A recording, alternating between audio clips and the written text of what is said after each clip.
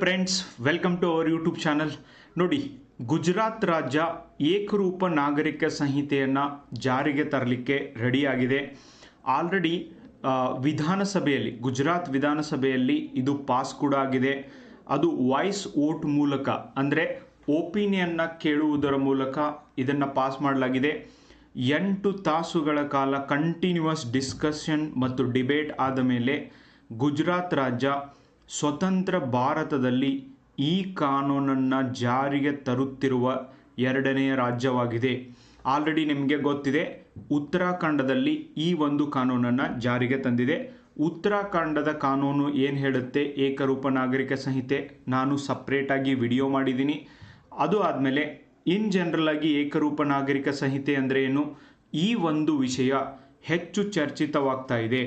ಮುಂಬರುವಂಥ PSI ಮತ್ತು exercise sub inspector ಎಕ್ಸಾಮಲ್ಲಿ ಇದ್ರ ಮೇಲೆ ನೀವು ಒಂದು ಪ್ರಬಂಧವನ್ನು ಎಕ್ಸ್ಪೆಕ್ಟ್ ಮಾಡಬಹುದು.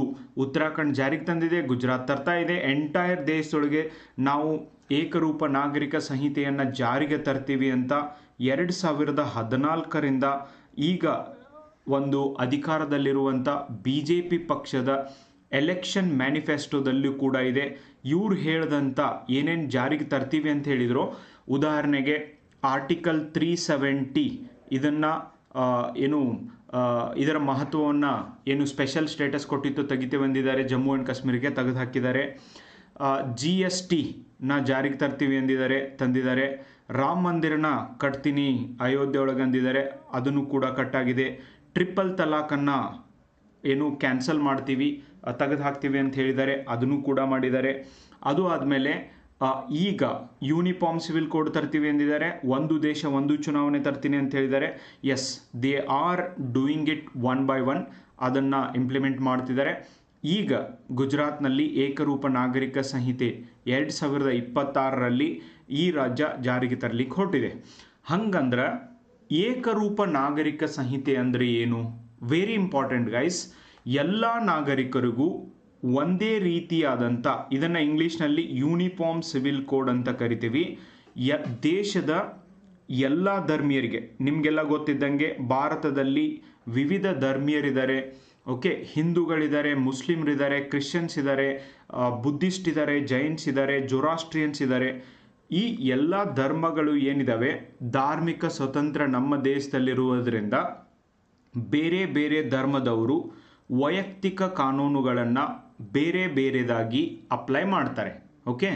ಸೊ ಆ ವೈಯಕ್ತಿಕ ಕಾನೂನುಗಳು ಎಲ್ಲ ಧರ್ಮದ ಜನರಿಗೆ ಒಂದೇ ರೀತಿಯ ವೈಯಕ್ತಿಕ ಕಾನೂನುಗಳ ಅನ್ವಯಿಸುವಂಥ ಒಂದು ವ್ಯವಸ್ಥೆ. ಈ ಕಾನೂನುಗೆ ನಾವು ಈ ಒಂದು ಯೂನಿಫಾರ್ಮ್ ಸಿವಿಲ್ ಕೋಡ್ ಅಥವಾ ಏಕರೂಪ ನಾಗರಿಕ ಸಂಹಿತೆ ಅಂತ ಕರಿತೀವಿ. ಹಂಗಂದ್ರೆ ಸರ್, ಇದು ಒಂದೇ ವೈಯಕ್ತಿಕ ಕಾನೂನುಗಳು ಅಂದರೆ ಏನು ಅಂತ ನಿಮ್ಮ ಪ್ರಶ್ನೆ ಇದ್ದರೆ, ಮದುವೆ, ಹಿಂದೂಗಳು ಹಿಂದೂ ಮ್ಯಾರೇಜ್ ಆ್ಯಕ್ಟ್ ಹೇಳುತ್ತೆ 1955. ಸೊ ಇದು ಹೇಳುತ್ತೆ ಒಬ್ಬ ಹಿಂದೂ ಒಂದು ಮದುವೆಯನ್ನು ಮಾತ್ರ ಆಗ್ಬೋದು ಅಂತ. ಅದೇ ಶರಿಯಾ ಲಾ, ಶರಿಯಾ ಲಾ ಏನು ಹೇಳುತ್ತೆ ಅಂದರೆ ಒಬ್ಬ ಮುಸ್ಲಿಂ ವ್ಯಕ್ತಿ 4 ಮದುವೆನ ಆಗ್ಬೋದು ಅಂತ. ಮದುವೆ ಅಂದರೆ ಒಂದು 7 ಜನ್ಮದ ಬಂಧ ಅಂತ ಹೇಳಿ ಹಿಂದೂ ಧರ್ಮದೊಳಗಿದ್ರೆ, ಮ್ಯಾರೇಜ್ ಇಸ್ ಜಸ್ಟ್ ರಿಚುವಲ್ ಅಂತ ಮುಸ್ಲಿಂ ಧರ್ಮದೊಳಗೆ, marriage is friendship between 2 people ಅನ್ನೋದು ಕ್ರಿಶ್ಚಿಯನ್ ಒಳಗೆ, ಹೀಗೆ ಬುದ್ಧಿಸ್ಟ್ ಜೈನ್ಸ್ ಒಳಗೂ ಕೂಡ ಬೇರೆ ಬೇರೆ ವ್ಯವಸ್ಥೆಗಳು ಇರುವುದನ್ನು ನಾವು ಕಾಣ್ತೀವಿ. ನಂತರ ವಿಚ್ಛೇದನದ ವಿಷಯಕ್ಕೆ ಬಂದಾಗ, ಯಾವ ಪತಿ ವಿಚ್ಛೇದನವನ್ನು ಕೊಡ್ತಾನೋ ಅವನು according to Hindu marriage act 1955 Hindu ಧರ್ಮದೊಳಗೆ ಪತ್ನಿಗೆ ಮೇಂಟೆನೆನ್ಸ್ನ ಕೊಡಬೇಕು, ಜೀವನ ಅಂಶವನ್ನು ಕೊಡಬೇಕು ಅನ್ನೋದು ಈ ಹಿಂದೂ ಧರ್ಮದೊಳಗೆ ಹೇಳುತ್ತೆ. ಅದೇ ಶರಿಯಾ ಲಾ ಒಳಗೆ ಈ ಥರ ಇಲ್ಲ. ವಿಚ್ಛೇದನ ಕೊಟ್ಟರೆ ಓನ್ಲಿ ಇದ್ದತ್ ಪೀರಿಯಡ್, ಅಂದರೆ ವಿಚ್ಛೇದನ ಕೊಟ್ಟು 3 ತಿಂಗಳು ಮಾತ್ರ ಈ ಒಂದು ಮೇಂಟೆನೆನ್ಸ್ನ ಕೊಡಬೇಕು ಅಂತ ಅದು ಹೇಳುತ್ತೆ. ಮದುವೆ ವಯಸ್ಸು ಹಿಂದೂ ಧರ್ಮದೊಳಗೆ 18 ವರ್ಷ ಇದೆ. ಮುಸ್ಲಿಂ ಧರ್ಮದೊಳಗೆ ಯಾವ ದಿನದಿಂದ ಒಬ್ಬಳು ಹೆಣ್ಮಗಳು ಮೆಚುರಿಟಿಗೆ ಬರ್ತಾಳೋ ಅವಾಗಿಂದ ಮದುವೆ ಆಗ್ಬೋದು ಅಂತ ಇದೆ. ಇದೇ ಧರ್ಮದೊಳಗೆ ಕಾನೂನುಗಳಲ್ಲಿ ಜೈನ್ಸ್, ಬುದ್ಧಿಸ್ಟ್, ಪಾರ್ಸೀಸ್ ಇವರೆಲ್ಲರೂ ಬೇರೆ ಬೇರೆ ಕಾನೂನನ್ನು ಅವರು ಪಾಲನೆ ಮಾಡ್ತಿದ್ದಾರೆ. ಇನ್ನು ಇನ್ಹೆರಿಟನ್ಸ್ ಅಂದರೆ ಈಗ ನೋಡಿ ಆಸ್ತಿ ಹಕ್ಕು ಅಂತ ನಾವು ಕರಿಬೋದು. ಹಿಂದೂ ಮ್ಯಾರೇಜ್ ಆ್ಯಕ್ಟ್ 1955 ಪ್ರಕಾರ ಭಾರತದೊಳಗಿರುವಂಥ ಹಿಂದೂ ಹೆಣ್ಣು ಮಕ್ಕಳಿಗೆ ಪುರುಷನಿಗೆ ಎಷ್ಟು ಆಸ್ತಿ ಹಕ್ಕಿದೆಯೋ ಅಷ್ಟೇ ಆಸ್ತಿ ಹಕ್ಕು ಹೆಣ್ಣು ಮಕ್ಕಳಿಗೂ ಕೂಡ ಇದೆ. ಓಕೆ, ಇದು ಓನ್ಲಿ ಹಿಂದೂ ಧರ್ಮದಲ್ಲಿದೆ. ಮುಸ್ಲಿಮರಿಗೆ ಇಲ್ಲ, ಕ್ರಿಶ್ಚಿಯನ್ಸ್ಗೆ ಇಲ್ಲ, ಪಾರ್ಸಿಗೆ ಇಲ್ಲ, ಬುದ್ಧಿಸ್ಟ್ಗೆ ಇಲ್ಲ, ಜೈನ್ಸ್ಗೆ ಇಲ್ಲ. ಸೊ ಇನ್ಹೆರಿಟನ್ಸ್ ಆಸ್ತಿ ಹಕ್ಕು ಓನ್ಲಿ ಹಿಂದೂ ಹೆಣ್ಮಕ್ಳಿಗಿದೆ. ಸೊ ಪಾಲಕರ ಆಸ್ತಿಯಲ್ಲಿ ಪಾಲನ್ನು ಎಲ್ಲ ಮಕ್ಕಳು, ಗಂಡು ಮತ್ತು ಹೆಣ್ಣು ಮಕ್ಕಳಿಗೆ ಸಮಾನವಾಗಿ ಕೊಡಬೇಕು, ಎಲ್ಲ ಧರ್ಮೀಯರಿಗೂ ಕೊಡಬೇಕು ಅನ್ನೋದನ್ನು ಕುರಿತು ಯೂನಿಫಾರ್ಮ್ ಸಿವಿಲ್ ಕೋಡ್ ಏಕರೂಪ ನಾಗರಿಕ ಸಂಹಿತೆ ಹೇಳುತ್ತೆ. ಅಡಾಪ್ಷನ್, ಹಿಂದೂ ಧರ್ಮದೊಳಗೆ ಅಡಾಪ್ಷನ್ ಮಾಡ್ಕೋಬೋದು ಅಂತ ಇದೆ, ಮುಸ್ಲಿಂ ಧರ್ಮದಲ್ಲಿ ಆ ಥರ ಇಲ್ಲ. ಓಕೆ, ಆ್ಯಂಡ್ ಮೇಂಟೆನೆನ್ಸ್ ಬಗ್ಗೆ ಅಂತೂ ನಾನು ಹೇಳಿದ್ದೀನಿ. ಹೀಗೆ ಬೇರೆ ಬೇರೆ ಧರ್ಮೀಯರ ಬೇರೆ ಬೇರೆ ವೈಯಕ್ತಿಕ ಕಾನೂನುಗಳನ್ನು ಏನು ಪಾಲನೆ ಮಾಡ್ತಿದ್ದಾರೆ ಇವರಿಗೆಲ್ಲ ಒಂದೇ UCC ಯೂನಿಫಾರ್ಮ್ ಸಿವಿಲ್ ಕೋಡ್, ಒಂದೇ ವೈಯಕ್ತಿಕ ಕಾನೂನುಗಳ ಅಡಿಯಲ್ಲಿ ಇವರಿಗೆಲ್ಲ ಅಪ್ಲೈ ಮಾಡೋದು. ಗುಜರಾತ್ ಒಳಗಿರಲಿ ಅಥವಾ ಗುಜರಾತ್ ಬಿಟ್ಟು ಬೇರೆ ದೇಶದೊಳಗೂ ಗುಜರಾತ್ ಒಬ್ಬ ಪ್ರಜೆ ಇದ್ದರೂ ಕೂಡ ಅವರಿಗೆ UCC ಅಪ್ಲೈ ಆಗುತ್ತೆ. ಜಸ್ಟ್ ಲೈಕ್ ದಟ್ ಭಾರತೀಯ ನಾಗರಿಕ ಸಂಹಿತೆ ಭಾರತೀಯರಿಗೆಲ್ಲರಿಗೂ ಅಪ್ಲೈ ಆಗೈತೆ. ಅಂದರೆ ಅವರು ಭಾರತದೊಳಗೆ ಇರಲಿ ಅಥವಾ ಹೊರಗಿನ ದೇಶದೊಳಗೆ ಇರಲಿ. ಓಕೆ, ಸೊ ಅವರಿಗೆ ಅಪ್ಲೈ ಆಗುತ್ತೆ. ಗುಜರಾತ್ನಲ್ಲಿ ಈ ಒಂದು ಏಕರೂಪದ ವೈಯಕ್ತಿಕ ಕಾನೂನುಗಳನ್ನು ಜಾರಿಗೆ ತರಲಿಕ್ಕೆ ಸಿದ್ಧವಾಗಿದೆ. ಗವರ್ನರ್ ಸೈನ್ ಒಂದು ಆಗಿಬಿಟ್ರೆ ಮುಗೀತು. ಓಕೆ, ನೋಡ್ರಿ ಯಾಕೆ ತರುವಂಥ ಅವಶ್ಯಕತೆ ಇದೆ? ಭಾರತ ಸಂವಿಧಾನದ ಆರ್ಟಿಕಲ್ 44 ಅಡಿಯಲ್ಲಿ ರಾಜ್ಯ ನೀತಿ ನಿರ್ದೇಶಕ ತತ್ವಗಳ ಅಡಿಯಲ್ಲಿ DPSP ಒಳಗೆ ಇದನ್ನು ಜಾರಿಗೆ ತರಬೇಕು ಅಂತ ಭಾರತ ಸಂವಿಧಾನದೊಳಗೆ ಕೊಟ್ಟಿದೆ. ಬಟ್ ಇಟ್ಸ್ ನಾಟ್ ಮ್ಯಾಂಡೇಟ್ರಿ, ಇದನ್ನು ತರಲೇಬೇಕು ಅಂತ ಇಲ್ಲ. ಸ್ವತಂತ್ರ ಬಂದಾಗ ಡಾಕ್ಟರ್ BR ಅಂಬೇಡ್ಕರ್, ಜವಾಹರ್ಲಾಲ್ ನೆಹರು, ಅನೇಕ ಗಣ್ಯರಾದಂಥ ನಮ್ಮ ದೇಶದ ರಾಜಕಾರಣಿಗಳು ಇದನ್ನು ಜಾರಿಗೆ ತರಲಿಕ್ಕೆ 2 ಟೈಮ್ಸ್ ರಿಸೈನ್ ಮಾಡಿದ್ದಾರೆ, ಸಿಕ್ಕಾಪಟ್ಟೆ ಫೈಟ್ ಮಾಡಿದ್ದಾರೆ, ಡಿಬೇಟ್ ಮಾಡಿದ್ದಾರೆ, ಡಿಸ್ಕಷನ್ ಮಾಡಿದ್ದಾರೆ. ಅವತ್ತಿನ ಧಾರ್ಮಿಕ ಮುಖಂಡರು ಏನಿದ್ರು ನಮ್ಮ ದೇಶದೊಳಗೆ ಈ ಕಾನೂನನ್ನು ಯಾವುದೇ ಕಾರಣಕ್ಕೂ ಜಾರಿಗೆ ತರಬಾರ್ದು ಭಾರತದೊಳಗೆ ಅಂತ ಹೇಳಿ ಬಿಡಿಸಿದ್ದನ್ನು ನಾವು ಇತಿಹಾಸದ ಪುಟಗಳಲ್ಲಿ ಓದ್ತೀವಿ guys. Supreme court time and again telling that please bring uniform civil code in India. ಭಾರತದೊಳಗೆ ಯೂನಿಫಾರ್ಮ್ ಸಿವಿಲ್ ಕೋಡ್ನ ಅವಶ್ಯಕತೆ ಇದೆ. ಸೊ ಇದನ್ನು ತರುವುದರ ಮೂಲಕ ಬೇರೆ ಬೇರೆ ಧಾರ್ಮಿಕ ಹೆಣ್ಣು ಮಕ್ಕಳ ಹಕ್ಕುಗಳನ್ನಾಗಿರ್ಬೋದು, ಜನರ ಹಕ್ಕುಗಳನ್ನಾಗಿರ್ಬೋದು ರಕ್ಷಣೆ ಮಾಡಬಹುದು ಅನ್ನೋದು ಇವರ ಉದ್ದೇಶ ಆಗೈತಿ. Supreme court time and again ಹೇಳೈತಿ. ಯಾವ್ಯಾವ ಕೇಸ್ ಒಳಗೆ ಹೇಳೈತಿ? ಇವೆಲ್ಲ ಕೇಸ್ಗಳನ್ನು ಕೂಡ ಲ್ಯಾಂಡ್ ಮಾರ್ಕ್ ಜಜ್ಮೆಂಟ್ ಅಂತ ಒಂದು ಪೋರ್ಡರ್ ಇದೆ ನನ್ನ ಯೂಟ್ಯೂಬಲ್ಲಿ. ಸೊ ಆ ಯೂಟ್ಯೂಬ್ ಚಾನಲ್ ಒಳಗೆ ನಿಮಗೆ ಸಿಗ್ತವೆ. ಶಾ ಬಾನು ಪ್ರಕರಣ 1985 25 ವರ್ಷ ವೈವಾಹಿಕ ಜೀವನ, 5 ಜನ ಮಕ್ಕಳಾದಮೇಲೆ ಶಾ ಬಾನು ಅವರ ಗಂಡ ಅವರಿಗೆ ಡೈವರ್ಸ್ ಕೊಡ್ತಾರೆ. ಆದರೆ ವಿಚ್ಛೇದಿತ ಮಹಿಳೆಗೆ ಜೀವನಾಂಶ ಕೊಡುವಂಥ ಕಾನೂನು ಶರಿಯಾ ಲಾ ಒಳಗಿಲ್ಲ ಅಂತ ಹೇಳಿದಾಗ ಆವಾಗ ಸುಪ್ರೀಂ ಕೋರ್ಟ್ ಹೇಳಿದೆ it's time to bring uniform civil code in India 1985 Shah Bano ಪ್ರಕರಣ. ಇದನ್ನು ಡೀಟೇಲ್ ಆಗಿ ಹೇಳಿದ್ದೀನಿ. ಎಲ್ಲ ಪ್ರಕರಣಗಳು ಲ್ಯಾಂಡ್ ಮಾರ್ಕ್ ಜಜ್ಮೆಂಟ್ಸ್ಗಳನ್ನು ಎಲ್ಲ ಪಾಠಗಳನ್ನ ಮಾಡಿದ್ದೀನಿ. ಯಾರ್ಯಾರು ಲಾ ಸ್ಟೂಡೆಂಟ್ಸ್ ಇದ್ದೀರಿ ನಿಮ್ಮ ಎಲ್ಲ ಗೊತ್ತಿರುವಂಥ ಫ್ರೆಂಡ್ಸ್ ಜೊತೆಗೆ ಹಂಚ್ಕೊಳ್ಳಿ. ಯಾರ್ಯಾರು ಸಾಮಾನ್ಯ ಜನ ಇದ್ದೀರಿ ನೀವು ಕೂಡ ಹಂಚ್ಕೊಳ್ರಿ. ಎದಕ್ಕಂದರೆ ಕಾನೂನಿನ ಅರಿವು ಈ ದೇಶದೊಳಗೆ ಇರುವಂಥ ಅವಶ್ಯಕತೆ ಇದೆ. ಅನ್ಫಾರ್ಚುನೇಟ್ಲಿ ಕಾನೂನಿನ ಅರಿವು ಈವನ್ ಭಾಳಷ್ಟು ಜನ ಯಾರು ಸರ್ಕಾರದೊಳಗೆ ಕೆಲಸ ಮಾಡ್ತಾರೆ ಅವ್ರಿಗೆ ಇಲ್ಲ.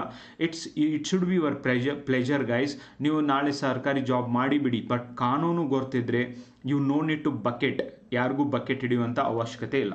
ಸರಳ ಮುದ್ಗಲ್ ಪ್ರಕರಣ 1995 ವೆರಿ ಇಂಪಾರ್ಟೆಂಟ್ ಪ್ರಕರಣ. ಇದನ್ನು ಡೀಟೇಲ್ ಆಗಿ ಮಾಡಿದ್ದೀನಿ. ಹಿಂದೂ ಪುರುಷ ಒಬ್ಬ ಎರಡನೇ ಮದುವೆ ಆಗಬಹುದಾ ಅನ್ನುವಂಥ ಪ್ರಶ್ನೆ ಇಲ್ಲಿ ಬಂದಿತ್ತು. ಅದಕ್ಕೆ ಸುಪ್ರೀಂ ಕೋರ್ಟ್ ಹೇಳಿದೆ ಎರಡನೇ ಮದುವೆ ಆಗಂಗಿಲ್ಲ ಅಂತ. ಸೊ ಯಾರಾದರೂ ಮುಸ್ಲಿಂ ಧರ್ಮಕ್ಕೆ ಕನ್ವರ್ಟ್ ಆಗಿ ಮತ್ತೆ ಎರಡನೇ ಮದುವೆ ಮಾಡಿಕೊಂಡ್ರೆ ಅದು ಕೂಡ ಕ್ಯಾನ್ಸಲ್ ಮಾಡ್ಬೋದು ಅಂತ ಕೂಡ ಹೇಳಿದೆ. ಜಾನ್ ವಲ್ಲಮಟ್ಟಂ ಪ್ರಕರಣ 2003 ಈ ಒಂದು UCCಯ ಅವಶ್ಯಕತೆ ಇದೆ ಅಂತ ಹೇಳಿದೆ.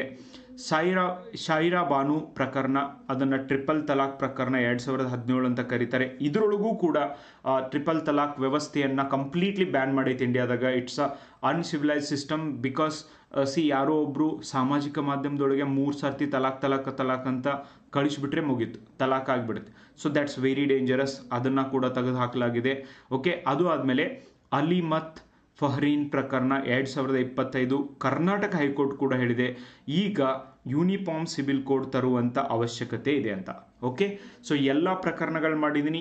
ಈ ಥರ ನಿಮಗೆ ಡೀಟೇಲ್ ಆಗಿ ಓದಬೇಕು, ಯಾವುದೋ ಒಂದು ವಿಷಯನ ಡೀಟೇಲ್ ಆಗಿ ತಿಳ್ಕೋಬೇಕು, ಇವತ್ತಿನ ಸ್ಪರ್ಧಾತ್ಮಕ ಪರೀಕ್ಷೆಗಳು ಯಾವ ಥರ ಬರ್ತಿದ್ದಾವೆ ಅದರೊಳಗೆ ಪಾಸ್ ಆಗಬೇಕು ಅನ್ನುವಂಥ ಇಚ್ಛೆಯನ್ನು ಯಾರು ಹೊಂದಿದ್ದೀರಿ ನಿಮ್ಮೆಲ್ಲ ನಮ್ಮ ಆನ್ಲೈನ್ ಮತ್ತು ಆಫ್ಲೈನ್ ಕ್ಲಾಸ್ಗೆ ಜಾಯಿನ್ ಆಗ್ಬೋದು ಗೈಸ್. ಯಾರ್ಯಾರೆಲ್ಲ PSI ಮತ್ತು ESI ತರಗತಿಗಳಿಗೆ ಪ್ರಿಪೇರ್ ಮಾಡ್ತಿದ್ದೀರಿ, ಎಕ್ಸಾಮ್ಸ್ಗೆ ಪ್ರಿಪೇರ್ ಮಾಡ್ತಿದ್ದೀರಿ, ಪೇಪರ್ 1 50 ಅಂಕಗಳ ಪತ್ರಿಕೆ 1 ಇರುತ್ತೆ. ಸೊ ನಿಮಗೆ ಏಪ್ರಿಲ್, ಓಕೆ, ಇದೇ ತಿಂಗಳು, ಮುಂದಿನ ತಿಂಗಳು ಏಪ್ರಿಲ್ 6ನೇ ತಾರೀಕರಂದು ಹೊಸ ಬ್ಯಾಚ್ 8th ಬ್ಯಾಚ್ ಪ್ರಾರಂಭ ಆಗ್ತಾ ಇದೆ. ಇದನ್ನು 30ನೇ ತಾರೀಕೆ ಮಾಡಬೇಕಾಗಿತ್ತು, ಇದೇ 30ನೇ ತಾರೀಕು. ಎಸ್, ನಾನು ಒಂದು ಕ್ಲಾಸ್ನ ಆಲ್ರೆಡಿ ಮಾಡಿದ್ದೀನಿ, ಆದರೆ ಇನ್ನೂ ಹೆಚ್ಚು ಜನ ವಿದ್ಯಾರ್ಥಿಗಳು ಜಾಯಿನ್ ಆಗ್ತೀವಿ ಸರ್ ಅಂತ ಹೇಳಿದ್ದಾರೆ. ಸೊ 6ನೇ ತಾರೀಕು ಇದನ್ನು ಪ್ರಾರಂಭ ಮಾಡುತ್ತೆ. ಆಫ್ಲೈನ್ ಆನ್ಲೈನಲ್ಲಿ ಎಸ್ಸೆ, ಟ್ರಾನ್ಸ್ಲೇಷನ್, ಪ್ರಿಸೈಸ್ ರೈಟಿಂಗ್ 3 ಸೆಗ್ಮೆಂಟನ್ನು ಕವರ್ ಮಾಡಿಕೊಡುತ್ತೆ. ಯೂನಿಫಾರ್ಮ್ ಸಿವಿಲ್ ಕೋಡ್ ಆಗಿರಬಹುದು, ಮತ್ತು 2 ಲ್ಯಾಂಗ್ವೇಜ್ ಪಾಲಿಸಿ, 2 ಭಾಷಾ ನೀತಿ ರಾಜ್ಯ ಸರ್ಕಾರದಾಗಿರ್ಬೋದು, ಇಂಥ ಅನೇಕ ವಿಷಯಗಳನ್ನ ವಿಸ್ತಾರವಾಗಿ ಡೀಟೇಲ್ ಆಗಿ ಡಿಬೇಟ್ ಮತ್ತು ಡಿಸ್ಕಷನ್ ಮಾಡುವುದ್ರ ಮೂಲಕ ನಾವು ಕಲಿಯೋಣ friends. This is my number. ಇದನ್ನು ಬಿಟ್ಟು ಮತ್ತೆ ನಿಮ್ಗೇನಾದರೂ ಡೌಟ್ ಇದೆ ಅಂದರೆ ನೀವು ನನಗೆ ಕಾಂಟ್ಯಾಕ್ಟ್ ಮಾಡ್ಬೋದು. ಈವನ್ ನಮ್ಮ ಕಡೆ 5th ಇಂದ 10th ವರೆಗೂ ವೆಕೇಷನ್ ಕ್ಲಾಸಸ್ ಕೂಡ ಇದ್ದಾವೆ. ಸೊ ಏಪ್ರಿಲ್ 5th ಇಂದ ಅವು ಪ್ರಾರಂಭ ಆಗ್ತಿದ್ದಾವೆ. ನಿಮ್ಮ ಮನೆಯಲ್ಲಿ ಯಾರಾದರೂ ಚಿಕ್ಕ ಮಕ್ಕಳಿದ್ರೆ ಹೇಳ್ರಿ. ಇವಾಗಲಿಂದನೇ ಕಾಂಪಿಟೇಟಿವ್ ಎಕ್ಸಾಮ್ನ ಒಂದು ಎನ್ವೈರ್ಮೆಂಟ್ನ ಅವ್ರಿಗೆ ಡೆಫಿನೆಟ್ಲಿ ನಾವು ಒಂದು ಸೀಡನ್ನು ಹಾಕ್ತೀವಿ. ಅದು ಮುಂದೆ ಹೋಗಿ definitely it place important role. ನೋಡಿ, ಭಾರತದಲ್ಲಿ ವಿಭಿನ್ನ ಧರ್ಮಗಳಿಗೆ ವಿಭಿನ್ನ ಪರ್ಸನಲ್ ಲಾಗಳು ಇದ್ದಾವೆ. UGCಯ ಉದ್ದೇಶ ಏನು ಅಂದರೆ ಎಲ್ಲರಿಗೂ ಒಂದೇ ವೈಯಕ್ತಿಕ ಕಾನೂನನ್ನು ಜಾರಿಗೆ ತರಬೇಕು ಅನ್ನೋದು. ಸಂವಿಧಾನಿಕ ಆಧಾರ ನಾವು ನೋಡೋದಾದರೆ article 44 directive principle of state ಪಾಲಿಸಿಯಲ್ಲಿ ರಾಜ್ಯವು ಎಲ್ಲರಿಗೂ ಒಂದೇ ನಾಗರಿಕ ಸಂಹಿತೆಯನ್ನು ತರಲಿಕ್ಕೆ ಪ್ರಯತ್ನಿಸಬೇಕು ಅಂತ ಹೇಳೈತಿ. Very important. ಗುಜರಾತ್ ರಾಜ್ಯ 2026ರಲ್ಲಿ ಇದನ್ನು ತರಬೇಕು ಅಂತ ಮಾಡಿದೆ. ಇದರ ಪ್ರಮುಖ ಏನು ಪಾಯಿಂಟ್ಸ್ ಇದ್ದಾವೆ ನೋಡಿ. 2026ರಲ್ಲಿ ಇದರ ವಿಧಾನಸಭೆ ವಾಯ್ಸ್ ವೋಟ್ ಮೂಲಕ ಅಂಗೀಕಾರ ನೀಡಿದೆ. ಭಾರತದಲ್ಲಿ ಉತ್ತರಾಖಂಡ್ ನಂತರ 2ನೇ ರಾಜ್ಯ ಗುಜರಾತ್ ಆಗ್ತಾ ಇದೆ. ಈ ಕಾನೂನು ಎಲ್ಲ ಧರ್ಮಗಳಿಗೂ ಒಂದೇ ರೀತಿಯ ನಿಯಮಗಳನ್ನ ಜಾರಿಗೆ ತರ್ತದೆ. ಯಾರ್ಯಾರು ಆಲ್ರೆಡಿ ಕ್ಲಾಸ್ ತೊಗೊಂಡಿರಿ, ರೀಸೆಂಟಾಗಿ ಎಲ್ಲೆಲ್ಲಿ ನಾನು ಕ್ಲಾಸಸ್ಗಳನ್ನ ತೊಗೊಂಡಿದ್ದೀನಿ, ನಿಮಗೆಲ್ಲರಿಗೂ ಕೂಡ ಉತ್ತರಾಖಂಡ್ ಏಕರೂಪ ನಾಗರಿಕ ಸಂಹಿತೆಯಲ್ಲಿ ಏನಿದೆ, ಪಾಯಿಂಟ್ಸ್ ಏನೇನಿದ್ದಾವೆ ಅನ್ನೋದನ್ನು ನಾನು ಅಪ್ಡೇಟ್ ಮಾಡಿದ್ದೀನಿ. ನೀವು ಆ ಎಸ್ಸೆ ಒಳಗೆ ಇವುಗಳನ್ನು ಉದಾಹರಣೆಯಾಗಿ ಬರ್ಬೋದು. ಈಗ ಗುಜರಾತ್ನ UCC ಯೂನಿಫಾರ್ಮ್ ಸಿವಿಲ್ ಕೋಡಲ್ಲಿ ಏನೇನಿದ್ದಾವೆ ಅನ್ನೋದನ್ನು ನಾನು ನಿಮಗೆ ಹೇಳ್ತಾ ಹೋಗ್ತೀನಿ. ಇದನ್ನು ಅಪ್ಡೇಟ್ನ ಮಾಡ್ಕೊಳ್ಳಿ. ನಾನು ಎಸ್ಸೆಗಳಲ್ಲಿ ಟಿಪ್ಸ್ ಆ್ಯಂಡ್ ಟ್ರಿಕ್ಸ್ ಅಂತ ಏನು ಬರ್ಸಿದ್ದೀನಿ ಅದರೊಳಗೆ ಇದನ್ನು ಕೂಡ ಆ್ಯಡ್ ಮಾಡಿದ್ದೀನಿ. ಸಮಯಕ್ಕೆ ಅಮೆಂಡ್ ಮಾಡಬೇಕು, ರಿವಿಷನ್ ಮಾಡಬೇಕು ಅಂತ ಕೂಡ ಹೇಳಿದ್ದೆ. ಓಕೆ, ಐ ಹೋಪ್ ನಿಮಗೆಲ್ಲ ನೆನಪಿದೆ ಅಂತ. ಮ್ಯಾರೇಜ್, ಎಲ್ಲ ಮದುವೆಗಳಿಗೆ ಕಡ್ಡಾಯ ನೋಂದಣಿಯನ್ನು ಮಾಡಲಾಗಿದೆ. ಮದುವೆ ಆಗಲಿಕ್ಕೆ ಎಲ್ಲರಿಗೂ 18 ವರ್ಷ ಗರ್ಲ್ಸ್ಗೆ ಆ್ಯಂಡ್ 21 ವರ್ಷ ಬಾಯ್ಸ್ಗೆ ಇರಬೇಕು ಅಂತ ಕೂಡ ಇದರೊಳಗೆ ಇದೆ. Very important guys. ಒಂದನೇದು ಮ್ಯಾರೇಜ್ ಎಲ್ಲರೂ 18 ವರ್ಷ. ನಾನು ಹೇಳಿದೆ ಮುಸ್ಲಿಮರಿಗೆ ಮುಸ್ಲಿಂ ಕಾನೂನು ಹೇಳುತ್ತೆ ಯಾವಾಗ ಹೆಣ್ಮಗಳು ದೊಡ್ಡವಳಾಗ್ತಾಳೆ ಅವಾಗ ಮದುವೆ ಮಾಡಬೇಕು ಅಂತ. ಆದರೆ ಇನ್ನು ಮುಂದೆ ಅದು ನಡೆಯೋದಿಲ್ಲ. 18 ವರ್ಷ ವಯಸ್ಸು ಕಂಪಲ್ಸರಿ ಆಗಬೇಕು, ಅವಾಗ ಮಾತ್ರ ಮದುವೆನ ಮಾಡಬೇಕು ಅಂತ. ನಂದೊಂದು ಕ್ವಶನ್ ಇದೆ, ನೀವು ಕಮೆಂಟ್ ಬಾಕ್ಸ್ ಒಳಗೆ ಹೇಳ್ರಿ. ಬಾಯ್ಸ್ಗೆ 21 ವರ್ಷ ಇದೆ, ಗರ್ಲ್ಸ್ಗೆ 18 ವರ್ಷ ಮ್ಯಾರೇಜ್ ಏಜ್ ಇದೆ. ಸೊ ಇದನ್ನು 21 ವರ್ಷ ಮಾಡಬೇಕಾ? ಗರ್ಲ್ಸ್ಗೂ ಕೂಡ 21 ವರ್ಷ ಮ್ಯಾರೇಜ್ ಏಜ್ನ ಮಾಡುವಂಥ ಅವಶ್ಯಕತೆ ಐತೋ ಅಥವಾ 18 ವರ್ಷ ಸರಿಯಾಗಿದೆಯೋ? Please let me know. 2ನೇ ಮದುವೆ, ಪಾಲಿಗೊಮಿಯನ್ನು ಮುಸ್ಲಿಮರಿಗೆ, ಹಿಂದೂಗೆ, ಕ್ರಿಶ್ಚಿಯನ್ಸ್ಗೆ, ಬುದ್ಧಿಸ್ಟ್ಗೆ, ಜೈನ್ಸ್ಗೆ ನಿಷೇಧಿಸಲಾಗಿದೆ. ಅಂದರೆ ಮಲ್ಟಿಪಲ್ ಮದುವೆ ಆಗುವಂಥ, ಅಂದರೆ 4 ಮದುವೆ ಆಗ್ಬೋದು ಅಂತ ಶರಿಯಾ ಕಾನೂನು ಏನು ಹೇಳ್ತಿತ್ತಲ್ಲ, ಇದನ್ನು ನಿಷೇಧಿಸಲಾಗಿದೆ. ಇದನ್ನು ಭಾರತದಾದ್ಯಂತ ಜಾರಿಗೆ ತಂದರೂ ಕೂಡ ಇದನ್ನು ನಿಷೇಧಿಸಬಹುದು. ಅಂದರೆ ಮುಸ್ಲಿಂ ಹೆಣ್ಣು ಮಕ್ಕಳ ಹಕ್ಕುಗಳ ರಕ್ಷಣೆ. ಒಂದೇ ಪತಿ ಮತ್ತು ಒಂದೇ ಪತ್ನಿ ವ್ಯವಸ್ಥೆ ಮೋನೋಗೊಮಿ ಜಾರಿಗೆ ತರಬೇಕು ಅಂತ ಗುಜರಾತ್ನಲ್ಲಿ ಹೇಳುತ್ತೆ. ಡೈವರ್ಸ್ ಇದು ಯಾರೋ 3 ಸರ್ತಿ ತಲಾಕ್ ತಲಾಕ್ ತಲಾಕ್ ಅಂತ ತಗೊಳಕ್ ಆಗೋದಿಲ್ಲ. ಇದನ್ನು ನ್ಯಾಯಾಲಯದ ಮೂಲಕ ಮಾತ್ರ ವಿಚ್ಛೇದನವನ್ನು ಪಡಿಬಹುದು. ಓಕೆ, ಎಲ್ಲ ಧರ್ಮಗಳಿಗೆ ಒಂದೇ ನಿಯಮ. Hindu, Muslim, Buddhist, Christ, okay, Jains ಎಲ್ಲರಿಗೂ ಒಂದೇ ನಿಯಮ. ಓಕೆ, ಯೂನಿಲ್ಯಾಟ್ರಲ್ ಡೈವರ್ಸ್ ಒಬ್ಬರೇ ವಿಚ್ಛೇದನ ಕೊಡ್ಬೋದು ಅಂತ ಕೂಡ ಇಲ್ಲಿ ಮಾಡಲಾಗಿದೆ. ಅಂದರೆ ಗಂಡಿಗೆ ಬೇಡ ಅಂದರೆ ಅವನು ಬೇಡ ಅಂತ ಹೇಳ್ಬೋದು, ಹೆಂಡತಿಗೆ ಬೇಡ ಅಂದರೆ ಅವಳು ಹೇಳ್ಬೋದು. ನೆಕ್ಸ್ಟ್, ಸಹಜೀವನ ಲಿವ್ ಇನ್ ರಿಲೇಷನ್ಶಿಪ್. ಸಹಜೀವನ ಲಿವ್ ಇನ್ ರಿಲೇಷನ್ಶಿಪ್ ಕಡ್ಡಾಯ ನೋಂದಣಿ. ಸಹಜೀವನ ನಡೆಸುವಂಥ ಪ್ರಕರಣಗಳು ಇತ್ತೀಚಿನ ದಿನಗಳಲ್ಲಿ ಹೆಚ್ಚಿಗೆ ಆಗ್ತಿದೆ. ನೋಂದಣಿನ ಮಾಡಿಸ್ಬೇಕು. ಹೆಂಗಂದರೆ ನಾನು ಸಪ್ರೇಟ್ ವಿಡಿಯೋನ ಬಹಳಷ್ಟು ಮಾಡಿದ್ದೀನಿ ಸಹಜೀವನದ ಬಗ್ಗೆ.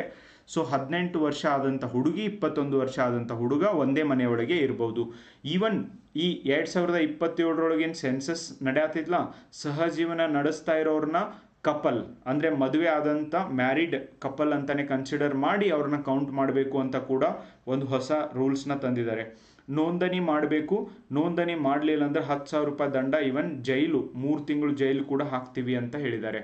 ಸೊ ಈ ಒಂದು ಸಹಜೀವನ ನಡೆಸೋದು, ಲಿವ್ ಇನ್ ಸಂಬಂಧ ನಡೆಸೋದೈತಲ್ಲ, ಇದು ಭಾರತದೊಳಗೆ ಕಾಂಟ್ರವರ್ಸಿ ಆಗಿದೆ. ಉತ್ತರಾಖಂಡದ ಕೇಸ್ ಕೂಡ ಸುಪ್ರೀಂ ಕೋರ್ಟ್ ಒಳಗೆ ಪೆಂಡಿಂಗ್ ಇದೆ.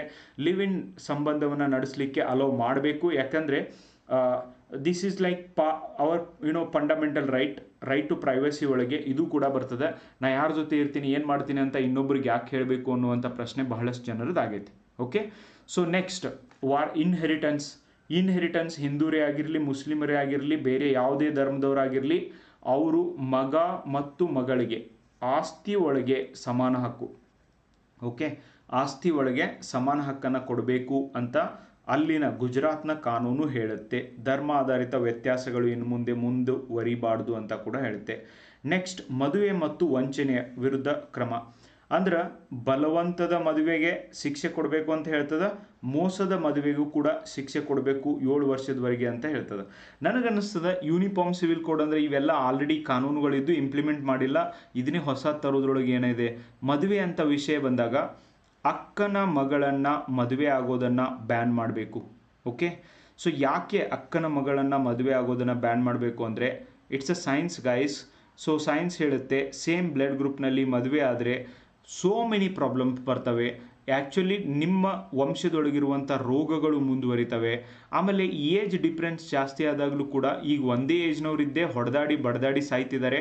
ನಿನ್ನೆ ಆಂಧ್ರ ಪ್ರದೇಶದೊಳಗೆ ಒಬ್ಬ ಪುರುಷ ಒಬ್ಬ ಮಹಿಳೆಯನ್ನು ಮರ್ಡರ್ ಮಾಡಿ ಹಾಫ್ ಬಾಡಿನ ಫ್ರಿಜ್ ಒಳಗೆ ಇಟ್ಟು ಇನ್ನೂ ಹಾಫ್ ಬಾಡಿನ ಬೇರೆ ಕಡೆ ಒಗೆದಿದ್ದಾನೆ. ಇಂಥ ಒಂದು ಕೃತ್ಯಗಳು ನಡೀತಿರ್ಬೇಕಾದ್ರೆ so it is so disappointing. ಜನ್ರೇಷನ್ನೇ ಗ್ಯಾಪ್ ಆಗುತ್ತೆ. ನನಗನ್ಸುತ್ತೆ it's time to ban. Uniform civil ಕೋಡಲ್ಲಿ ಇಂಥವುಗಳನ್ನ ಹಾಕಬೇಕಾಗಿತ್ತು. ಬಿಕಾಸ್ ನಮ್ಮ ಜನರ ಹತ್ರ ಅವೇರ್ನೆಸ್ ಇಲ್ಲ. ಸೈನ್ಸ್ ಓದ್ತವೆ, ಏನು ಸೈನ್ಸ್ ಓದ್ತಾವು ಆ್ಯಂಡ್ ಏನು ಮಾಡ್ತಾವೆ, ಮತ್ತು ಓದಿ ಅದನ್ನೇ ಮಾಡ್ತವೆ. And I don't know, like education ನನಗನ್ಸುತ್ತೆ ನಮ್ಮ ಜೀವನಕ್ಕೆ ಹೆಲ್ಪ್ ಆಗ್ತಾ ಇಲ್ಲ. ಬರೀ ಆ ಒಂದು ಬುಕ್ಕಿಶ್ ನಾಲೆಜ್ಗೆ ನಾವು ಸೀಮಿತ ಆಗ್ತಿದ್ದೀವಿ. And that is very dangerous. ಆ ಬುಕ್ಕಿಶ್ ನಾಲೆಜ್ ನಮ್ಮನ್ನು ಬೆಟರ್ ಜೀವನ ನಡೆಸಲಿಕ್ಕೆ ಸಹಾಯ ಮಾಡೋದಿಲ್ಲ. ಯಾವ ಶಿಕ್ಷಣ ಒಂದು ಉತ್ತಮ ಜೀವನವನ್ನು ಕಟ್ಕೊಳ್ಳಿಕ್ಕೆ, ಉತ್ತಮ ಜೀವನ ನಡೆಸಲಿಕ್ಕೆ ಸಹಾಯ ಮಾಡುವುದಿಲ್ವೋ ಅದು ಶಿಕ್ಷಣನೇ ಅಲ್ಲ ಅಂತ ನಾನು ಓದಿರೋ ಪ್ರಕಾರ, ಕೇಳಿರೋ ಪ್ರಕಾರ, ನಾನು ಅಪ್ಲೈ ಮಾಡೋ ಪ್ರಕಾರ ಅನಿಸುತ್ತೆ ಗೈಸ್. ಮರು ಮದುವೆ ರೀಮ್ಯಾರೇಜ್ ಆಗಲಿಕ್ಕೆ ವಿಚ್ಛೇದನ ನಂತರ ಯಾವುದೇ ಷರತ್ತುಗಳಿಲ್ಲ. ನೀವು ನೋಡ್ರಿ, ನಿಕಾ ಹಲಾಲ ಅಂತ ಹೇಳ್ಬಿಟ್ಟು ಮುಸ್ಲಿಂ ಧರ್ಮದೊಳಗಿತ್ತು. ವಾಪಸ್ ಮದುವೆ ಆಗ್ಬೇಕಂದ್ರೆ ಆ ಮಹಿಳೆ ಇನ್ನೊಬ್ಬ ಪುರುಷನೊಂದಿಗೆ ಮದುವೆ ಆಗಬೇಕಾಗಿತ್ತು. ಆಮೇಲೆ ಮಾತ್ರ ಅವರು ಈ ಬಿಟ್ಟು ಹೋದಂಥ ಪುರುಷನ್ನ ಮದುವೆ ಆಗಬೇಕಾಗಿತ್ತು. ನಿಕಾ ಹಲಾಲ ಕಂಪ್ಲೀಟ್ಲಿ ಬ್ಯಾಂಡ್. ಸೊ ಮದುವೆ ಆಗಲಿಕ್ಕೆ ಅದು ಅಲವಿಲ್ಲ ಅಂತ ಹೇಳಿದ್ದಾರೆ. ಓಕೆ, ಯಾರು ಬೇಕಾದವರು ಅನುಮತಿ ಇಲ್ಲದೇ ಮದುವೆ ಆಗ್ಬೋದು. ಇಂಥವೇನು ನಿಕಾ ಹಲಾಲ್ ಅಂತ ಸಿಸ್ಟಮ್ ಇಲ್ಲ. ನೆಕ್ಸ್ಟ್, ಶೆಡ್ಯೂಲ್ಡ್ ಟ್ರೈಬ್, ST ಅದಾರಲ್ಲ, ಟ್ರೈಬಲ್ ಪೀಪಲ್ ಅದಾರಲ್ಲ, ಅವ್ರಿಗೆ ಈ ಒಂದು ಯೂನಿಫಾರ್ಮ್ ಸಿವಿಲ್ ಕೋಡ್ ಅಥವಾ ಏಕರೂಪ ನಾಗರಿಕ ಸಂಹಿತೆ ಅನ್ವಯಿಸುವುದಿಲ್ಲ. ವೆರಿ ಇಂಪಾರ್ಟೆಂಟಾ, uniform civil code is not applicable to ST. ಯಾಕಂದರೆ ಟ್ರೈಬಲ್ ಪೀಪಲ್. ಸೊ ನಿಮ್ಗೆ ಯಾರಿಗಾದರೂ ಹಿಂಗೆ ಅನಿಸುತ್ತೆ ಸರ್ ಇದು ಅನಾಗರಿಕ ಸಿಸ್ಟಮು, ಈ ಥರ ಎಲ್ಲ ಬರಬಾರ್ದು ಅಂತ ಅನ್ನಿಸ್ತಿದ್ರೆ, ಲಿವ್ ಇನ್ ರಿಲೇಷನ್ಶಿಪ್ ಒಳಗೆ ಇರುವಂಥವ್ರೆ ಟ್ರೈಬಲ್ಗೆ ಇವತ್ತಿನವರೆಗೂ ಲಿವ್ ಇನ್ ಸಂಬಂಧದೊಳಗೆ ಇರ್ತಾರೆ. ನೀವೇನ್ರೆ ಹೋಗಿ ಇಲ್ಲ ಯೂನಿಫಾರ್ಮ್ ಸಿವಿಲ್ ಕೋಡ್ ಬಂದದೆ ಇನ್ಮ್ಯಾಗ ಈ ಸಹಜೀವನ ನಡೆಸಂಗಿಲ್ಲ ಅದು ಇದು ಅಂದರೆ ಸೊ ಅಲ್ಲಿನ ಟ್ರೈಬಲ್ ಲೀಡರ್ ಹೋಗ್ತಾನೆ. ಸೊ ಗುಡ್ಡದ ಮ್ಯಾಗ ನಿಂತು ಊ ಅಂತ ಹೇಳಿ ಡೆಫಿನೆಟ್ಲಿ ಸೌಂಡ್ ಹಾಕಿ ಎಲ್ಲ ಟ್ರೈಬಲ್ ಕರೀತಾರೆ, ಕುಡ್ಗೋಲು ಬರ್ಚಿ ಅದನ್ನ ಇದನ್ನು ತೊಗೊಂಬಂದು ಹೊಡಿಲಿಕ್ಕೆ ನಿಂದಿರ್ತಾರೆ. So panchayat raj is not applicable to these communities. Okay, tribal ಪೀಪಲ್ಗೆ ಅಪ್ಲಿಕೇಬಲ್ ಆಗೋದಿಲ್ಲ. ಸೋ ಮೆನಿ ಕಾನೂನುಗಳು ಇವರಿಗೆ ಅಪ್ಲಿಕೇಬಲ್ ಆಗೋದಿಲ್ಲ. ಆ್ಯಂಡ್ UCCಯ ಮುಖ್ಯ ಉದ್ದೇಶಗಳು ಏನು ಅಂದರೆ ಕಾನೂನಿನಲ್ಲಿ ಏಕರೂಪತೆಯನ್ನು ತರಬೇಕು, ಲಿಂಗ ಸಮಾನತೆಯನ್ನು ತರಬೇಕು, ಸಾಮಾಜಿಕ ನ್ಯಾಯವನ್ನು ಒದಗಿಸಬೇಕು, ಸರಳ ಕಾನೂನು ವ್ಯವಸ್ಥೆಯನ್ನು ಮಾಡಬೇಕು ಅನ್ನೋದು ಆಗಿದೆ ಗೈಸ್. ಇದ್ರ ಬಗ್ಗೆ ನಾನು ಡೀಟೇಲ್ ಆಗಿ ಎಸ್ಸೆ ಕೂಡ ಮಾಡಿದ್ದೀನಿ, ಎಸ್ಸೆ ಈಗೂ ಕೂಡ ಮಾಡ್ತೀನಿ. ಸೊ 6ನೇ ತಾರೀಕೇನು ಬ್ಯಾಚ್ ಶುರು ಆಗತ್ತೈತ್ಲ, April 6 ಡೀಟೇಲ್ ಆದಂಥ ಎಸ್ಸೆನ ಮಾಡೋಣ, ಡಿಬೇಟ್ ಮಾಡೋಣ. ನಿಮ್ಮ ಅನಿಸಿಕೆ ಏನು ಅಂತ ನನಗೂ ಕೂಡ ಅವಶ್ಯಕತೆ ಇದೆ. ಜೆಂಡರ್ ಜಸ್ಟಿಸ್, ಮಹಿಳೆಯರಿಗೆ ಸಮಾನ ಹಕ್ಕು, ಲೀಗಲ್ ಯೂನಿಫಾರ್ಮಿಟಿ, ಸಾಮಾಜಿಕ ಏಕ ನ್ಯಾಯವನ್ನು ತರ್ಬೋದು, ಕಾನೂನಿನ ಸರಳೀಕರಣ ಮಾಡ್ಬೋದು. ಧಾರ್ಮಿಕ ಸ್ವತಂತ್ರದ ಒಂದು ಕಾಂಟ್ರವರ್ಸಿ ಇದೆ. ಇಲ್ಲಿ ಕೆಲವೊಬ್ರು ಕ್ವಶನ್ ಕೇಳ್ತಾರ, 76 ವರ್ಷ ಆಯಿತು ಸ್ವತಂತ್ರ ಬಂದು ಭಾರತಕ್ಕೆ, ಯೂನಿಫಾರ್ಮ್ ಸಿವಿಲ್ ಕೋಡ್ ಜಾರಿಗೆ ತರದೇನೆ ನಮ್ಮ ಸಮಾಜ ಆರಾಮಾಗೆ ನಡೆದಿದೆ. ಸೊ ಈಗ ಯಾಕೆ ನಮ್ಗೆ ಯೂನಿಫಾರ್ಮ್ ಸಿವಿಲ್ ಕೋಡ್ ಬೇಕಾಗಿದೆ? ಒಂದು ಕಡೆಯಿಂದ ಆರ್ಟಿಕಲ್ 25 ರಿಲಿಜಿಯಸ್ ಫ್ರೀಡಮ್ನ ಕೊಡ್ತಿದ್ದೀರಾ, ಯಾರಿಗೆ ಯಾವ ಧರ್ಮ ಬೇಕು, ಯಾವ ನಿಯಮ ಬೇಕು ಪಾಲನೆ ಮಾಡು ಅಂತ ಹೇಳ್ತಿದ್ದೀರಾ. ಇನ್ನೊಂದು ಕಡೆ ನೀವೇ ಹೇಳ್ತಿದ್ದೀರಾ ಇಲ್ಲ ಎಲ್ಲರೂ ಒಂದೇ ನಿಯಮನ ಫಾಲೋ ಮಾಡಬೇಕು ಅಂತ. So there is a controversy. And how can you call India as a secular country then? ಜಾತ್ಯತೀತ ದೇಶ ಅಂತ ಹೆಂಗೆ ಕರೀಲಿಕ್ಕೆ ಸಾಧ್ಯ ಅನ್ನುವಂಥ ಒಂದು ಕಾಂಟ್ರವರ್ಸಿ ಕೂಡ ಜನರೇಟ್ ಆಗಿದೆ. But I think it's time to create awareness among the people. ಜನರ ಹತ್ರ ಅವೇರ್ನೆಸ್ ಇಲ್ಲದೆ ಇರೋದಕ್ಕೆ ಈ ಥರ ಎಲ್ಲ ಮಾಡ್ತಿರ್ಬೋದು. ಬಟ್ ಜನರ ಹತ್ರ ಅವೇರ್ನೆಸ್ನ ಮೂಡಿಸಿದ್ರೆ I am sure it is going to be very very useful for them. So ಬಹಳಷ್ಟು ಜನರಿಗೆ ಹಕ್ಕುಗಳು ಸಿಗ್ತವೆ ಗೈಸ್. ನೋಡಿ, ಆದಷ್ಟು ಬೇಗ ಸಬ್ಜೆಕ್ಟ್ ವೈಸ್ ಟೆಸ್ಟ್ ಸೀರೀಸ್ ಪ್ರಾರಂಭ ಆಗ್ತಿದೆ. ಒಂದು ಆನ್ಲೈನ್ ಒಳಗೂ ಪ್ರಾರಂಭ ಆಗ್ತಾ ಇದೆ, ಆಫ್ಲೈನ್ ಒಳಗೂ ಪ್ರಾರಂಭ ಆಗ್ತಾಯಿದೆ. PC-ಗೆ ಸಪ್ರೇಟ್ ಬ್ಯಾಚ್, PSI-ಗೆ separate batch, separate question paper, separate batch. So ಯಾವ ಥರ ಇರುತ್ತೆ ಅಂದರೆ, ಒಂದು ಪಾಲಿಟಿ, ಇಂಡಿಯನ್ ಪಾಲಿಟಿ, ಇದ್ರ ಮೇಲೆ 30 ಚಾಪ್ಟರ್ ಇದಾವ. ಫಸ್ಟ್ ಟೆಸ್ಟ್ಗೆ 15 ಚಾಪ್ಟರ್, ಸೆಕೆಂಡ್ ಟೆಸ್ಟ್ಗೆ 15 ಚಾಪ್ಟರ್. ಒಂದು ವಾರ ಸಮಯ ಕೊಡುತ್ತೆ, ನೀವು 15 ಚಾಪ್ಟರ್ನ ಓದ್ಕೊಂಬರ್ಬೇಕು. ಇವಾಗಿನ ಎಕ್ಸಾಮ್ಗೆ ಯಾವ ಥರ ಪ್ರಶ್ನೆಗಳು ಬರ್ತವೆ ಅದೇ ಥರದ ಪ್ರಶ್ನೆಗಳನ್ನು ನಿಮಗೆ ನೀಡಲಾಗುತ್ತೆ. ಅದಕ್ಕೆ ಡೀಟೇಲ್ಡ್ ಆದಂಥ ಒಂದು ಎಕ್ಸ್ಪ್ಲನೇಷನ್ನ ನೀಡಲಾಗುತ್ತೆ, ಸಿನಾಪ್ಸಿಸ್ನ ನೀಡಲಾಗುತ್ತೆ. ಆ್ಯಂಡ್ ಇದು ಆನ್ಲೈನ್ ಆಫ್ಲೈನ್ ಎರಡೂ ಮೂಡ್ನಲ್ಲಿರುತ್ತೆ. ಪೇಪರ್ 1 ಪೇಪರ್ 2 ಎರಡೂ ಟೆಸ್ಟ್ ಸೀರೀಸ್ಗಳು ಇರ್ತವೆ, PC ಮತ್ತು PSIಗೆ ಇರ್ತದೆ. ಸಬ್ಜೆಕ್ಟ್ ವೈಸ್ ಟೆಸ್ಟ್ ಸೀರೀಸ್ 4 ತಿಂಗಳವರೆಗೆ ನೀವು ಆ ಟ್ರ್ಯಾಕ್ ಒಳಗೆ ಇದ್ದಂಗೆ ಆಗುತ್ತೆ, ನಿಮ್ಮ ಸಿಲೆಬಸ್ ಕವರ್ ಆಗುತ್ತೆ. And this is a first time in Karnataka. So I am introducing this subject wise test series. Already ಹಿಂದೆ ಕೂಡ ನಾನು ಮಾಡಿದ್ದೆ, ವಿದ್ಯಾರ್ಥಿಗಳಿಗೆ ಬಹಳಷ್ಟು ಉಪಯೋಗ ಆಗಿದೆ. ಐ ಆಮ್ ಶ್ಯೂರ್ ಈಗಲೂ ಕೂಡ ಇದು ಉಪಯೋಗ ಆಗುತ್ತೆ. ನೋಡಿ, ಉತ್ತರಾಖಂಡದೊಳಗೂ ಜಾರಿಗೆ ತಂದಿದ್ದಾರೆ, ಗುಜರಾತ್ ಒಳಗೂ ಜಾರಿಗೆ ತಂದಿದ್ದಾರೆ. 2024 ಉತ್ತರಾಖಂಡ, 2026 ಗುಜರಾತ್ನಲ್ಲಿ ತರಲಿತ್ತಿದ್ದಾರೆ. ಮೊದಲ ರಾಜ್ಯ ಆಗಿದೆ, ಇದು 2ನೇ ರಾಜ್ಯ ಆಗಿದೆ. ಲಿವ್ ಇನ್ ಸಂಬಂಧ ಎರಡೂ ಕಡೆ ಬ್ಯಾನ್ ಮಾಡಲಾಗಿದೆ. ಸೊ ಅಂದರೆ ಲಿವ್ ಇನ್ ಸಂಬಂಧಗಳು ಇರ್ಬೋದು, ಬಟ್ ರಿಜಿಸ್ಟ್ರೇಷನ್ ಇಸ್ ಮ್ಯಾಂಡೇಟ್ರಿ. ಆಮೇಲೆ ಎಷ್ಟಿಗೆ ಎರಡೂ ಕಡೆ ವಿನಾಯಿತಿಯನ್ನು ನೀಡಲಾಗಿದೆ guys. This is all about UCC article 44 and 2ನೇ ರಾಜ್ಯ ಇದು ಆಗಿದೆ. ಆ್ಯಂಡ್ ನೋಡಿ, ಧರ್ಮ ಆಧಾರಿತ ಕಾನೂನುಗಳಿಂದ ಸಮಾನ ಕಾನೂನುಗಳತ್ತ ಭಾರತ ಒಂದು ದೊಡ್ಡ ಹೆಜ್ಜೆ ಇಟ್ಟಿದೆ ಅಂತಲೇ ಸೊ ನಾವು ಹೇಳ್ಬೋದು ಗೈಸ್. ಇದನ್ನು ಹೇಳಿ ನಮ್ಮ ಎಸ್ಸೆಯನ್ನು ಕೂಡ ಮುಗಿಸಬಹುದು. ಓಕೆ, ಇನ್ನು MCQs ಈ ಒಂದು ವಿಷಯದ ಮೇಲೆ ವಿವಿಧ ಒಂದು ಪರೀಕ್ಷೆಗಳಲ್ಲಿ ಯಾವ ಥರ MCQsನ ಕೇಳಿದ್ದಾರೆ. ನಿಮಗೆ ವಿಡಿಯೋ ಇಷ್ಟ ಆಗುತ್ತಾ? ನಿಮ್ಮ ಫ್ರೆಂಡ್ಸ್ ಜೊತೆಗೂ ಕೂಡ ಶೇರ್ ಮಾಡಿ guys. It requires lot of effort. So ಯಾರು ಕ್ಲಾಸ್ ಜಾಯ್ನ್ ಆಗೋರು ಇದ್ದಾರೆ ಹೇಳಿ, ನಿಮ್ಮ ಕಡೆಯಿಂದನೂ ಸಹಾಯದ ಅವಶ್ಯಕತೆ ಇದೆ. ಸೊ ಮಾಡಿ, ಇಟ್ಸ್ ಅ ರೆಸ್ಪಾನ್ಸಿಬಿಲಿಟಿ. ನಿಮಗೆ ಇಷ್ಟ ಆಗಿದೆಯಾ? ನೀವು ಹೇಳೋದ್ರೊಳಗೆ ಯಾಕೆ ಹೇಳೋದಿಲ್ಲ, ಯಾಕೆ ಶೇರ್ ಮಾಡೋದಿಲ್ಲ? ನೀವು ಇಂಥವು ಎಷ್ಟೋ ಅವೇರ್ನೆಸ್ ವಿಡಿಯೋಗಳನ್ನ ನಾನು ಮಾಡ್ತಾ ಇರ್ತೀನಿ ಡೈಲಿ. ಸೊ ಅವುಗಳನ್ನ ಶೇರ್ ಮಾಡಿರಿ. ಮೊದಲನೇ ಪಾಯಿಂಟ್, ಏಕರೂಪದ ನಾಗರಿಕ ಸಂಹಿತೆ ಸಂವಿಧಾನದ ರಾಜ್ಯ ನೀತಿ ನಿರ್ದೇಶಕತ್ವದ ತತ್ವದಲ್ಲಿ ಸೇರಿದೆ. DPSP ಒಳಗಿದೆ. ಆರ್ಟಿಕಲ್ 44 UCC ಬಗ್ಗೆ ಹೇಳುತ್ತೆ. UCC ಮೂಲಭೂತ ಹಕ್ಕುಗಳಲ್ಲಿದೆ? ಇಲ್ಲ, ಮೂಲಭೂತ ಹಕ್ಕುಗಳಲ್ಲಿ ಇಲ್ಲ. Only 1 and 2 are correct. ನಿಮಗೆ ಈ ಥರ ಈಗಿನ ಟ್ರೆಂಡಿಗೆ ಬರ್ತಾ ಇರುವಂಥ ಪ್ರಶ್ನೆಗಳನ್ನು ಕೂಡ ನೀಡಲಾಗುತ್ತೆ ಗೈಸ್. ಸೊ ಅದಕ್ಕೆ ಎಕ್ಸ್ಪ್ಲನೇಷನ್ ಕೂಡ ನೀಡಲಾಗುತ್ತೆ. ಕೆಳಗಿನ ಹೇಳಿಕೆಗಳನ್ನ ಪರಿಗಣಿಸಿ. UCC ವೈಯಕ್ತಿಕ ಕಾನೂನುಗಳಿಗೆ ಸಂಬಂಧಿಸಿದೆ? UCC ಕ್ರಿಮಿನಲ್ ಕಾನೂನುಗಳಿಗೆ ಸಂಬಂಧಿಸಿದೆ ಇಲ್ಲ. UCC ಮದುವೆ ವಿಚ್ಛೇದನ ವಾರಸುದಾರರನ್ನು ಒಳಗೊಂಡಿದೆ. Yes, B is the right answer. ಮದುವೆ ವಾರಸುದಾರಿಕೆ ವಿಚ್ಛೇದನವನ್ನು ಒಳಗೊಂಡಿದೆ. ನೆಕ್ಸ್ಟ್, ಕೆಳಗಿನ ಹೇಳಿಕೆಗಳನ್ನ ಪರಿಗಣಿಸಿ. Direct principle of state principles ನ್ಯಾಯಾಲಯದಲ್ಲಿ ಜಾರಿಗೊಳಿಸಲಾಗುವುದಿಲ್ಲ. ಎಸ್, ನ್ಯಾಯಾಲಯದೊಳಗೆ ಜಾರಿಗೊಳಿಸಲಾಗುವುದಿಲ್ಲ, ಇದು ಸರಿ ಇದೆ. Next, article 44 UCC directive principle ಅಲ್ಲಿದೆ. ಎಸ್, UCC ಜಾರಿಗೊಳಿಸುವುದು ಕಡ್ಡಾಯ. ನೋ, UCC ಜಾರಿಗೊಳಿಸುವುದು ಕಡ್ಡಾಯ ಅಲ್ಲ. Okay, 1 and 2 are correct guys. Okay, it's very very important. ಕೆಳಗಿನ ಹೇಳಿಕೆಗಳನ್ನು ಪರಿಗಣಿಸಿ. UCC ಲಿಂಗ ಸಮಾನತೆಯನ್ನು ಉತ್ತೇಜಿಸುತ್ತದೆ. UCC ಧಾರ್ಮಿಕ ಸ್ವಾತಂತ್ರ್ಯಕ್ಕೆ ಸವಾಲಾಗಬಹುದು. UCC ಈಗಾಗಲೇ ಭಾರತದೆಲ್ಲೆಡೆ ಜಾರಿಯಲ್ಲಿದೆ. ನೋ, ಓನ್ಲಿ ಉತ್ತರಾಖಂಡ್, ಈಗ ಗುಜರಾತ್ನೊಳಗೆ ಜಾರಿಗೆ ಬರ್ತಾ ಇದೆ. 1 and 2 are the only right one. Okay, next 5ನೇ ಕ್ವಶನ್ನು. ಕೆಳಗಿನ ಹೇಳಿಕೆಗಳನ್ನ ಪರಿಗಣಿಸಿ. ಗೋವಾ ರಾಜ್ಯದಲ್ಲಿ UCC ಮಾದರಿ ಇದೆ. ನೋಡ್ರೆ, ಇದನ್ನ Goa is the first state ಅಂತ ಕೆಲವೊಂದಿಷ್ಟು ಕಡೆ ಬರೀತಾರೆ, ಬಟ್ ಗೋವಾದೊಳಗೆ ಭಾರತೀಯರು ಜಾರಿಗೆ ತಂದಿಲ್ಲ, ಇದನ್ನ ಪೋರ್ಚುಗೀಸರು ಜಾರಿಗೆ ತಂದಿದ್ದಾರೆ. UCC ಗೋವಾದೊಳಗೆ ಇದೆ ಆಲ್ರೆಡಿ. ನೆಕ್ಸ್ಟ್, UCC ಎಲ್ಲ ರಾಜ್ಯಗಳಲ್ಲಿ ಕಡ್ಡಾಯವಾಗಿ ಜಾರಿಯಾಗಿದೆ. No, never. Okay, so UCC ದತ್ತಕ ಮತ್ತು ವಾರಸದಾರತ್ವವನ್ನು ಒಳಗೊಂಡಿದೆ. Yes, 1 and 3 are correct answers.